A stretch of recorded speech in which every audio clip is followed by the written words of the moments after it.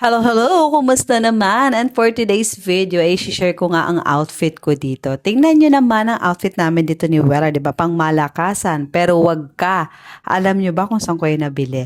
So, eto na nga. I-share ko na sa inyo. Actually, galing ako neto ng work and wala talaga akong kamalay-malay na may shoot kami. Kaya for the rescue ako. Nasaktuhan naman na dito ko dadaanan si Wellard sa bahay niya at malapit lang to dito sa day-to-day. Kaya umakit ako dito sa taas at nag-ikot-ikot. At ayun, doon ko natagpuan ang outfit na yan na marami kayo nagtatanong sa akin. At eto naman kinabukasan, tumalo naman tayo dito sa may Adja Salon kasi dito ko imimit si Queen Jade. Medyo matagal-tagal na nga din ako hindi nakabalik dito kaya since dito ko imimit si Queen Jade, pinadaanan ko saglit ang aking nails kasi naandito ang paborito ko sa kanila na powder nails. Pinubuhay ko nga talaga kasi itong aking nails kaya hindi siya pwede sa mga gel at kung ano-ano pang mga pampaarte sa nails kasi nga malambot siya. At ayan si Queen Jade, o diba? Ganda-gandahan lang. Naglalaro ng ganda-gandahan ang ating queen. At ilang minuto lang, ayan, tapos na ang ating nails. O, diba? For the cute-cute lang siya and for the virgin. Virgin, gusto mo yun? At ayun na nga, dumiresyo na kami sa aming shoot. Kung gusto nyo makita ang shoot na yan, of course, puntahan nyo lang ang TikTok account ng ating Queen Jade. At after nga namin mag-shoot buong araw, bago kami umuwi, syempre, kami ay nagutom kaya deserve namin kumain at dito lang kami pumunta kay Mr. Kicks. Dahil pang malakasan ng aming gutong, abay talaga namang swak na swak dito kay Mr. Kicks kasi talaga ang cravings namin nasulit. At dahil late na nga kami natapos sa aming shoot, worry no more kasi dito sa Mr. Kicks 24 hours silang open. At tignan nyo, available na yung bagoong mangga nila dito. At ito talagang bowl meal ang nagpasulit sa aming mga gabi sa bahan upang nanilaga na mainit-init. Kaya kung abutan kayo ng gutom dyan sa may Salahudin malapit sa Reef Mall, abay misitahin ng Mr. Kicks at naando na din sila sa Kabayan Night Market. So ayun lang, share ko lang. Thanks for watching. Bye-bye!